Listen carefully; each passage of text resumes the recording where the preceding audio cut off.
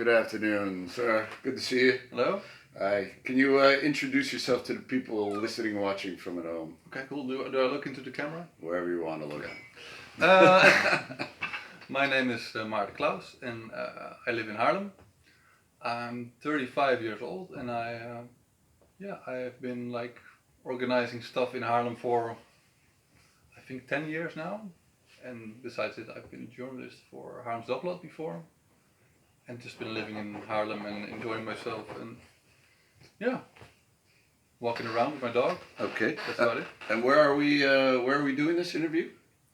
We're in a building. It's called the Greiner. It's in the Roosprio, and it's a big building filled with like all kind of like small businesses of people like designers and people organizing stuff and copywriters and architects, and we run this building, so we decide who gets to be here. And there's also like a whole wing with artists just making art. So this is a sort of bunker full of ZZP'ers. Yeah, it's a Piers bunker. No, we call it a broedplaats. I don't know, or a hub. Yeah. Like they have all sorts of like boring words for that, but yeah, that's what we do. That's so like our daily business is just renting out these places and making it a fun place. And and we organize events. And it's called Klein Haarlem. That's Klein Haarlem. So there's a number of different topics I want to talk to you about. Of course, one being the Parksessies, that for the first time in now 10 years. It was supposed to be our 9th year. 9th year will not be happening in the Hout, unfortunately, in mid-July. So I want to talk about that. But it's interesting that we're in the Greiner where a lot of ZZP'ers work.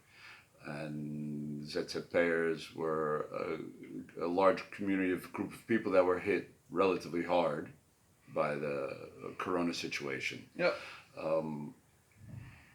What's it like around here now that things are opening up again? And what was it like during the last couple of months? Well, it was very quiet because people were working from home. And yeah, we were curious what was going to happen because these are small businesses, so they're more vulnerable than like big businesses, I guess.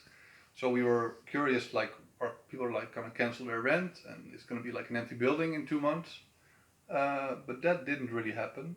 We had like a few people leaving, but I was surprised how little. Okay. But I think people are still struggling. We see that like people paying later. Yeah, that happens. That's okay, but it happens. But I think people are struggling. Yeah, it's a difficult time. Yeah. Depends on what you do, of course. If you're like, I think also a lot of people here have like online business, so for them it's less impact, but like for us it's our work totally changed. And when you say for us, what does the us include? Me and Matya work here.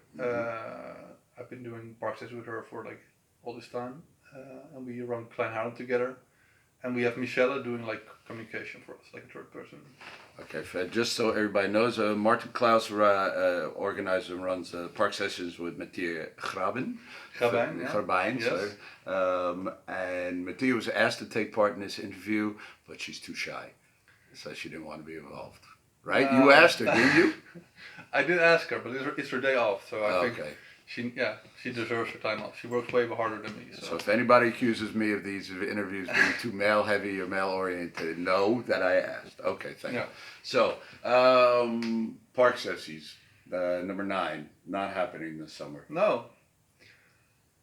Yeah, for me, it is what it is. I wasn't really like bummed out by it. Maybe that sounds weird, but for me, when things like this happen, I just think, okay, this is the new circumstances, and we'll just deal with it. I don't get like super sad about it. But I think it's a shame for all the work we did. I guess we were like, it got cancelled like 2 months ago. So how deep were you into the? We were like the bands. Many bands were booked already, and theater groups and artists, and that's a shame. But you just deal with it. I don't know. It's for me. It's Parksessies is like our big like vrijwilligersproject, like during the year.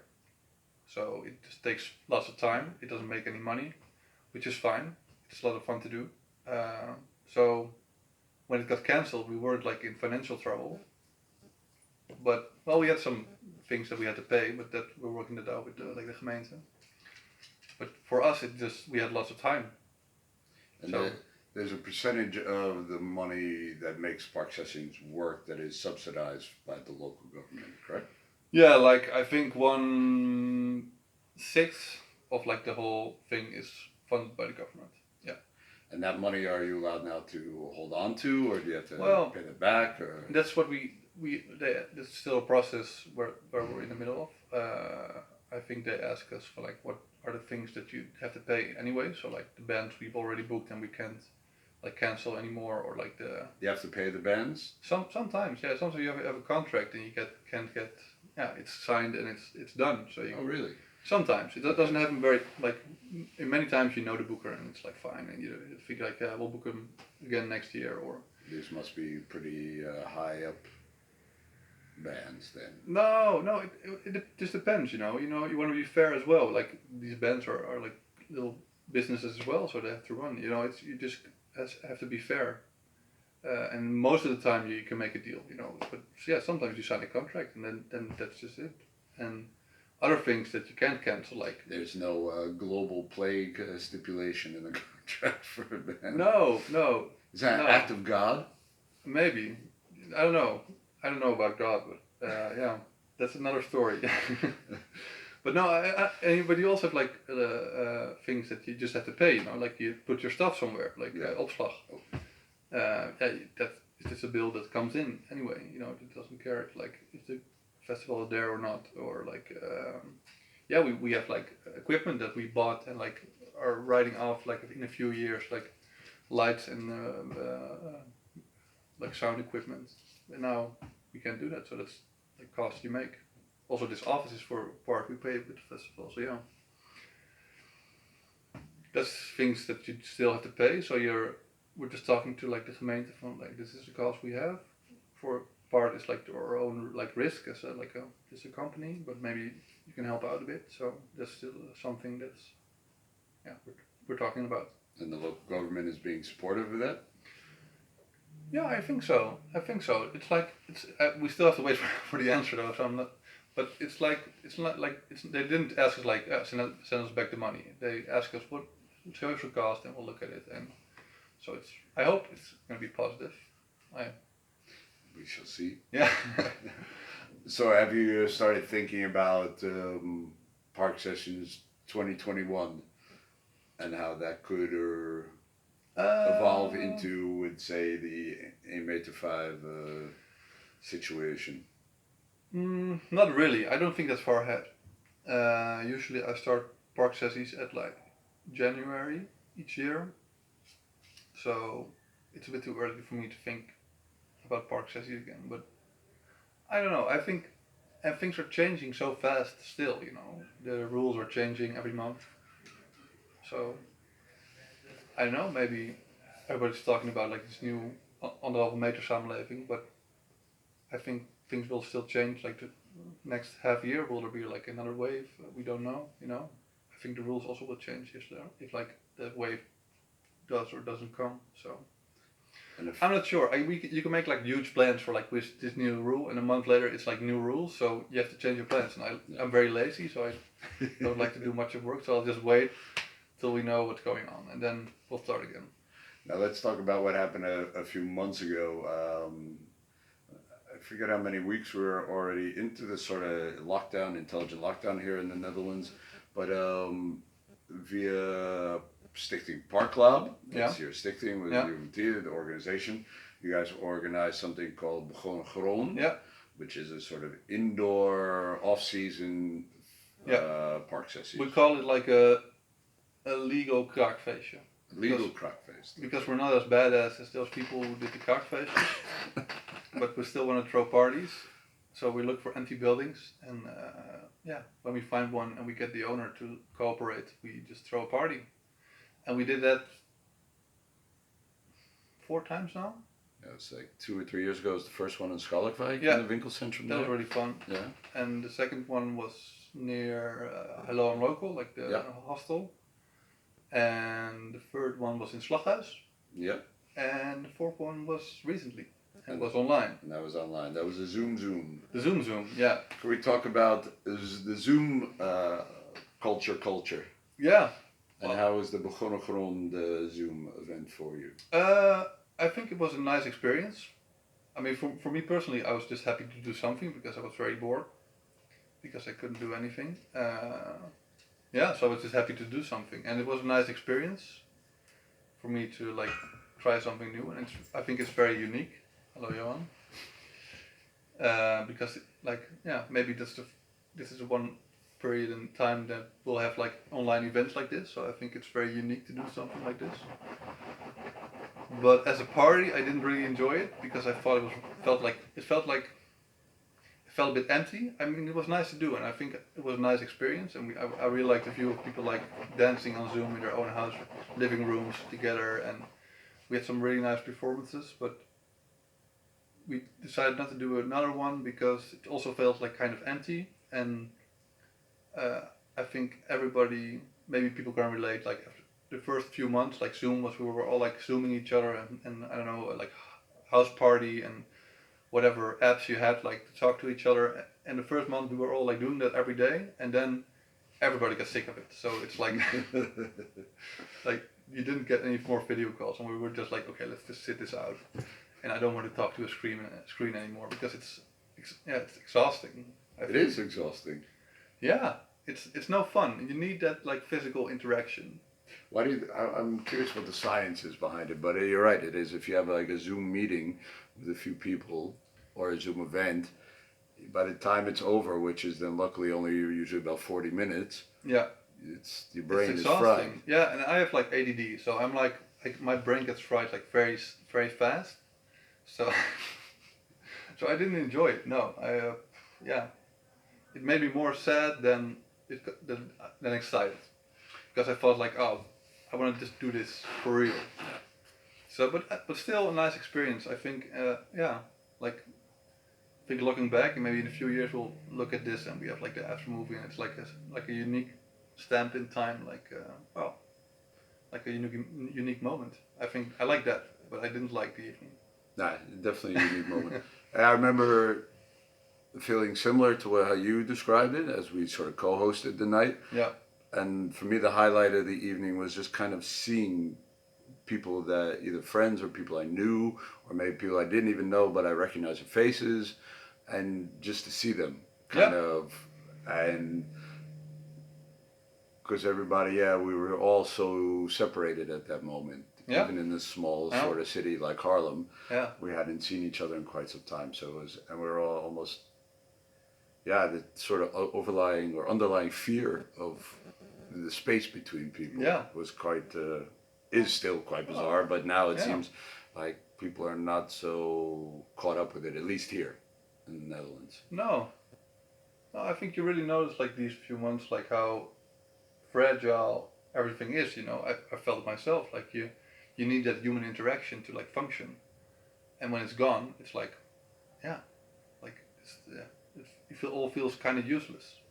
And I think it was really nice for the evening to see everybody in that like moment of time, like where we're all like a bit awkward and a bit searching for who we are, and it was really nice to see everyone. You're also busy, so now we're talking about the past. We talked about what would have been the Parksessies coming up now, but you are also quite busy with planning for something new in Haarlem for the future.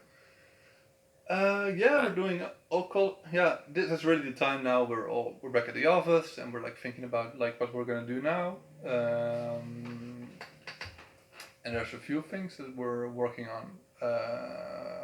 We have like the biggest project we have coming up, but that's like way in the future, is a new big festival in Haarlem, just like a town festival. It will be the first edition of it will be in January 2021. Am I saying that right? Wait. No, that's kind of coming up. No, it's 2022. January 2022. Yeah, it's a year later. We moved it that far because of like the corona thing and other circumstances, because we want to really do this good, and it's going to be. We have the ambition to make a festival in Ireland that has like an impact that like a crossing border festival in The Hague or Mozambique in Rotterdam has. I mean those are up there, but you have to build towards that. But Sure. for us and for the culturele instelling in Haarlem, they asked us to come up with a new festival. I mean, you had like the Haarlem Cultuurfestival in Haarlem a few years back. Stadsel's podium. Yeah, you had different kinds. It changed over time. But as it was like the last few years, the Haarlem Cultuurfestival, the cultural instellingen, they didn't like it anymore, so they asked us to take that money and come up with a new plan, and we made it. What didn't they like about it? Well, I think it was just a bit random. It was the first, the first season, the weekend of the season, and everybody was just doing their own stuff, and they put it all on a poster and called it a festival. But it was not like, it didn't have like a story or a theme or like it was just random stuff together. There's no cohesiveness between the. No idea behind it. It was just like a party of we're again, but it's not really a message. So we came up with a new concept that is still, you know about it, but it's still very super secret. So I can't tell about it, but yeah, people will know about it. I hope, because we're really gonna like promote it big. Because it's, yeah, we went planning to bring a new like big festival to Haarlem that is in like the. It's also isn't in like the winter, so it's like it's gonna be inside the culturele instellingen, so you can walk from one to the other. And yeah, I hope it will be good. It's a lot of work. Yeah, we're still working on it, and it's like a lot of planning, and yeah, I'm really excited for that. But it's so far into the future as well, so it's a bit vague still. Do you, as you're talking about it, or slowly building towards it, or working towards it, do you also keep in mind this whole aim 8 to 5 rule, or do you work with the idea that by Well, that time we'll I be hope. so beyond that?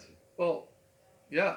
I mean, I'm no expert, so for me it's just guessing. But of course, I hope that there will be like a vaccine by the time, so we can just do it like we used to do it. But yeah, maybe we have to do, but I don't know.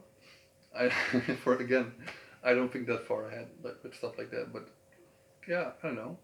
The other thing is, if we had to do like the 1,5 meter, we have so many places in Haarlem that we could like spread it out. I think we have enough room. I mean, Haarlem is one of the richest cities when it comes to like places to perform art and have like stages. So on such a small like center, so it's perfect for a festival like this. Have you kept in contact with any of the people who run these places? I know there's a lot of talk and debates done at the Pletterij about how the financial situation, the financial node from a number of these institutions. Yeah, yeah, I wonder how it will go. I mean, yesterday the news was that Paradiso had to let go like a huge part of their staff. Oh yeah. Yeah.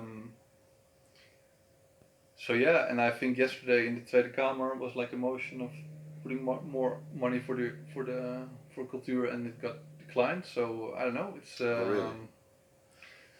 it's yeah, I don't know.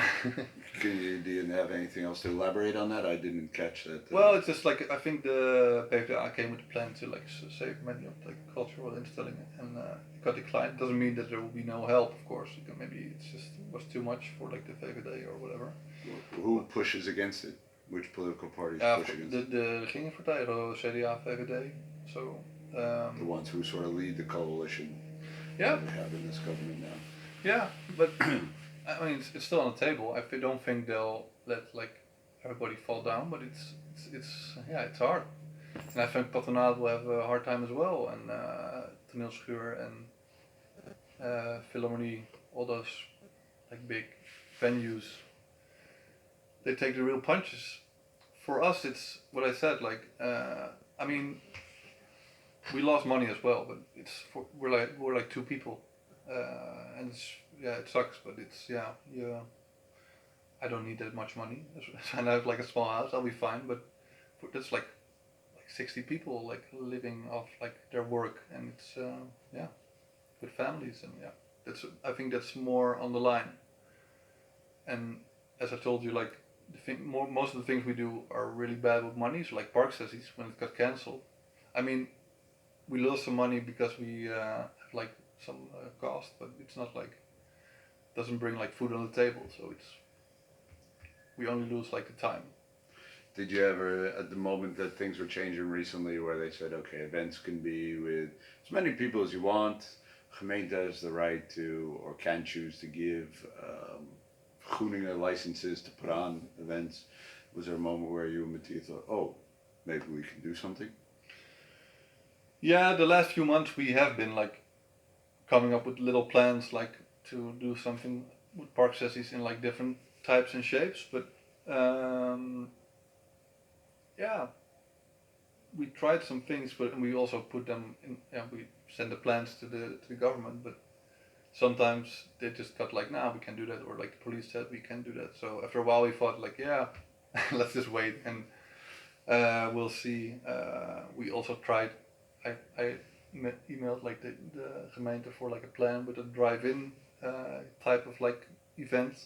So you bring like cars somewhere and watch like a performance, which of course is within like the rules of like coming in this within distance of people is perfect, but they just had the rule from the government, no events, so it was like there was like no wiggle room. Yeah, because I saw they read something. Did they do that in Eastern Europe or Germany? Yeah, Germany is more flexible with stuff like that, but here they just don't want to do it. But yeah, but you can have an opinion about it. For me, it was okay. Then we don't want to do it, and then we'll come up with something else. I was really glad. Like a few weeks ago, we have, of course, we have many protests now in the whole country, and I saw that the Black Lives Matter protest was in the Hout. Of course, a place where we always like have our events. So I just thought, yeah, for me it was like, oh, let's do something again, and just so I sent them a message, and then we just helped with organizing that, which was also a good cause, and for us something to do again because we're fucking bored. Yeah, it was. I thought it was a good opkomst for Haarlem. Yeah, really good. Yeah, Yeah. with the organizers. Yeah, it was like maybe you heard the story. It was like 14, 15-year-old kids from like the Wolves Steiner that organized it. So they're really happy, and also like the people that are like doing the landelijke things. I think they were really happy, and I'm talking to some people to do more stuff like a few maybe in the next months. So I think the approach here was well done, and maybe it was because it was organized by young people. Yeah. It didn't have that militant edge that some of the I think protests in other places maybe do carry. That the people were. Yeah. I thought the people who spoke addressed the audience who was there, which is then 90% white. Yeah. In a very good way of that people could understand what the message was. Yeah. Without feeling guilty. Yeah. Possibly. I don't know. For me, I think it has to be militant for part. You know, I was actually a bit worried that because they had like bands, that would be like because Haarlemers are in love with gezelligheid, so they want everything to be gezellig. You know that, with your shop as well. And I was a bit worried that would like disturb the message because people like gezelligheid so much that we like, oh yeah, we can come together and peace and love, and sometimes the message isn't that like cute, like oh it's like, so you have to be like loud and messy and but I don't know. Yeah. I think this was a good combination, especially for a first. No, it was the second one in Haarlem, I believe, for the Black Lives Matter. Yeah. The first one was a bit small scale or not so well promoted. I didn't know about it. Something on the Grote Markt. Oh, yeah. But yeah, I was was happy to be there as well. Yeah. It was interesting though, because I went there with my family and we walked up with no mask. Yeah. My wife goes to work, she wears one on the bus or something like that. That's about it. And then everybody else was sort of standing there with masks. Yeah. And it sort of felt like, oh. Yeah. But they were handing them out, right? And then I had bandanas with me, so with the beard, it's hard to put them in, so the bandana worked a bit better. But yeah, they were very pleasant in coming around and asking if everybody had a mask, and then put the mask on. I thought, okay, if this is what it means to have a bit of solidarity, then Yeah. I think that's But necessary at this I point. was in the front because I was like helping with the sound and we lent out like stuff. So, but there were, I mean, maybe at the back it was just white people, but in the front there was more mixed, more black people. Maybe I can't. they are here. Yeah. It's Nah. not, people always, yeah. Yeah, I was looking. I was looking around to see who I just at the crowd, but I can't per se remember if I was looking to say if I saw other people of different races or colors or that or whatever. It was just a matter of people coming together. Yeah, I really liked it. I think it was a good sign that people showed up, and yeah. Are there plans for another one? Do you know? Yeah, like I think next week one of the guys that organized this, not the kids, but like a 21-year-old guy near Orlando, he's gonna come by and we're gonna plan another one. Oh, great. Yeah, he's a 21-year-old Haarlemmer that really wants to do more stuff, and yeah, we're just gonna help, and we have all the stuff for Parksessies, so why not use it for the good cause? So yeah. So, what else can we talk about? What'd you do with yourself to occupy yourself during the whole Corona time? Not much really. I just tried to like. It was fun to see how like different people had different effects on. Like I have many friends that found that really liked it. That people that like. I have friends that really like to have like many things to do and like run around. And when it all was gone, they were really like relaxed and were like, oh, I don't need to make any choices anymore. So that's really nice. So it was really relaxing for them. For me, yeah, I felt it was a bit lonely as well. It was just nothing to do, and I found it hard like to entertain myself and to like I really need use my work to like express myself, and when you can't do that, it's a bit empty. Yeah, so I just try to stick to like this routine of like just still keep yourself moving, and I have my dog, so I walk my dog. That's really nice. I think I would have been worse off if I didn't have a dog. So just keep yourself moving. Try to cook. Try to learn how to cook better, and I don't know. Watch a lot of Netflix. I've painted my house like everyone else. What's the worst thing you've seen on Netflix during the Corona time? Of course, Tiger King is horrible. Yeah. So many people love that thing. I think it was so like, oh fuck these people situation. Yeah, I enjoyed it. I've rewatched Breaking Bad, which was nice. I really liked the Michael Jordan Yeah, that was great. documentary. I really enjoyed that. I've watched like so many things. I don't even know anymore. Yeah, but I just try to keep myself busy. And I felt like it went up and down. Like you have like days that you didn't feel like doing anything, and you had days that you were like motivated to do something. It's different for everyone. I think if you have like a family with kids, it was like more hectic because you have like the kids over all the time. Try homeschooling. I've never seen my daughter so happy as the day she could go back to school and stop with homeschooling. What did you learn? I tried to teach her, basics, the ABCs, the 1, 2, 3s, and a little simple math and subtraction and recognizing letters and how to put them into words. Yeah. But I kept having flashbacks of my own parents trying to help me with my homework, and that never really went down so well. No. And a lot of stuff online, and my sister had sent me some websites from scholastic things from schools in America with like reading books and just simple or like a quiz based on the audio book that you just listened to, where I could say, okay, go ahead and watch this, and then I would be doing my own looking at YouTube and trying to find some sort of watch Joe Rogan or something. Yeah, I mean it's different for everyone. When you're like just a single guy, that was really boring. Being single must be a whole different world now, or especially back a few months ago. I mean, being married, then maybe you're confronted with your relationships much more intimately than you Yeah. used to. Yeah.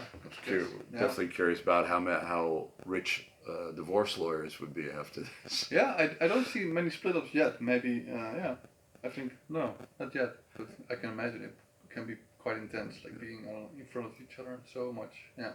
For Mara and I, it was kind of relaxed because we have the office in the Badhouse, Oh, yeah. so she was able to work there. And we also had like the place where we go on the weekends, the camping, so we're able to get out of town a bit. Yeah. Which was luxury items for us. But I mean, as a single person who, I'm not sure if you want to discuss your private life, but I'll just put you on the spot, and we can always cut this out or not later. Oh, sure, yeah. Let's say Tinder. Yeah. What happens to something like that during the Corona? Does it well, fall quiet, or people still swiping? I think people were still swiping. But I didn't feel like it. I was like I don't know, I was so like keeping myself together and you can't really meet anything. Was just bummed out by the whole, I mean, it's something to be bummed out by normally, but even like during these times, I was like, I didn't really feel like putting energy in that. I was just keeping myself together, and yeah, I didn't really. I mean, I can imagine if you have a situation where before this all started, you go on a few dates with someone you met on Tinder, and then all of a sudden you've decided after like a month or two you move in together, and then the Corona quarantine breaks out and you're locked in with someone you find out. Yeah. Very quickly. Yeah, it must be hard. You can't fucking stand. Yeah, I just chill the fuck out. I just kept it to myself. I mean, it was like just being, yeah, it's fine, you know. It's like it's just like being a teenager again, you know. You don't need sex all the time. You can last without. It's fine. You know. Yeah, it's fine. Don't worry, this is not for children. I always mark off on YouTube if this is made for children. Oh I yeah, say no, that's so fine. it's okay. Yeah. I mean, just wait. It's fine. You know. Yeah. You'll survive. We all will. Yeah. Yeah. And you just came back from a little bit of vacation? Yeah, I went. Yeah, we. Some of my friends have this house in southern France with like a pool, and Nice. yeah, we just went there the first chance we had, and just 1 week of like laying by the pool and reading a book, and Is there a rule, or was there? I think the rules changed about how many people could be in a car.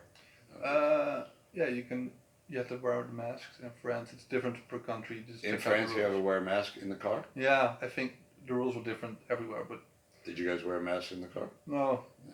we didn't. But How was it to be in France? I mean, the waters in the European it was Union really are nice. open now. It's super quiet because there's not many tourists, so it's like yeah. I mean, it's different per country. Like in Belgium, you have different rules, and in France, and we also went to Italy for like a second, so to check it out. But people were really relaxed, and yeah, I didn't feel different than. It was a bit more quiet, but it didn't feel different than normal. People wear masks on the street there. walking Yeah, around, in the or- supermarket. Yeah. Holland here is a bit more. Yeah, you see, if you go to the supermarket, you might see one or two people wearing a mask, Yeah. or one or two older people wearing gloves. Or Yeah. something. Yeah. Yeah. I don't know. Yeah, I think. Why Yeah. do you think Holland is not lax about it? I wouldn't say lax, but relaxed. Maybe. Well, I'm not sure. I think you just have to look at the numbers, right? I think we're doing a good job. It's like the numbers are low, so that's good, I guess. But I don't know why we're lax about it. I wasn't lax about it. At the first when it's like No, I don't think people. the are first too month, lax. the first weeks it like broke out. I was like super strict about it. I was like just by my own. I didn't meet any friends. I kept my distance. I was washing my hands like crazy. I had like dry hands, like I had wounds on my hands from like the washing. That like moisturize it to like keep relaxed. But then after a while, I think everybody got a bit more chill about it because you see the numbers go down. And of course, you want to stick by the rules, but yeah, it's just a bit like touch and feel, like how far you can go. And now people are just hanging out, and yeah, you see people hugging each other again. But I can understand everybody needs to hug once in a while. It's yeah, but yeah, people are more relaxed about it. And me too. Yeah, I think we high-fived when they came in. yeah, Fist high five. Fist yeah. bump. I mean, the chances now are It's weird to do really that. low. Yeah, it's also like Somebody went to shake my hand the other day, and I was, like, my oh, brain was like, what? But I was Yeah. like, all right. yeah. I think if the numbers go up again, then we have to like have that has more consequence. But I think we're doing really great numbers wise, and yeah. This whole situation is definitely a sort of wait and see situation. Yeah, yeah. So, any plans for the rest of your summer? Yeah. Well, the more protests, and yeah, we have one more project going. We had near the kampgarage. Yeah. We had like where the dakkas is. We made a mural. We asked some people from Rotterdam to make like a mural there. You have like the women. She's called like for the half is like classic and the other half like modern, like a big mural painting. And we really liked doing that, so we're gonna do that again. But we're looking for a spot, and I have my eyes on like the Stationsplein. Yeah. When you're standing on the Stationsplein, you have like the hairdresser on the corner. Maybe you have like the cigar place and the hairdresser. If you're looking to the left or to the right. When you look into the Kruisstraat, it's on the left. Yeah. And there's a really big wall there, and it's like perfect for a mural. Oh yeah, I know it. Yeah, and it's also a building that they're gonna break down in a few years. So for me, it's perfect for like a project like this. So I'm looking to make like a combination of like the Black Lives Matter movement and like ask a black artist to do like a huge mural there. Oh, cool. Which would be a nice thing, but it's a long process, like the same as we did at the camp. You have to like get with the neighborhood, and like everybody has to like it, and you have to get the owning of the owner of the building to agree, which is like the Prince Bernhard. I don't know if you know the guy, but he like owns like all like in Amsterdam. He owns half of Amsterdam. He's of the royal family, so we have to. He has to. Oh, the Prince Bernhard. Yeah. Well, it's his son. Okay. Yeah. Is that where the funds come from? No, that's his dad, but Okay. he is a really rich guy that also owns like the circuit. Yeah. He owns everything. Oh, he really? probably owns your house. Yeah. Too bad about the Formula One. Not. But yeah, that's also always a long process of like getting everybody in the same on the same page. But yeah, I hope we can do that soon. That would be fun. I really like doing that because it's also I think there should be more art in like public space. That's something that can really. I think that has a huge influence. That's a big motivation of ours always. Like also with Parksessies, like we don't want art to be like behind closed doors and for just the happy view and what's happening a lot in like the museums and the theaters. Also, even in like the pop stages, it's like the people that go there are the people that choose to be there. But I think art should be way more involved in public space, so you can like really show yourself and be part of society. So that's our goal always. So I think putting on a mural is a nice way to like, put yourself out there and show yourself. Cool. Yeah.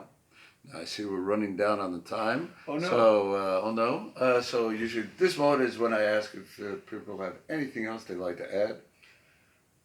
I'm not sure. No. Hoeft niet. No. Mag wel. No. People should follow my dog on Instagram. Maybe that's here. That's. And where can they find your dog on Instagram? He's called Johan Kluif, which is 14. Johan Kluif 14 on Instagram, and it's all fun. All right. Thank you, Johan. Yeah. Now, Maarten, thank you very much for your time. Thank you. Good luck readjusting to coming back into good old Haarlemtown from your vacation, and success with everything this summer. We'll see you soon. Bye. Bye.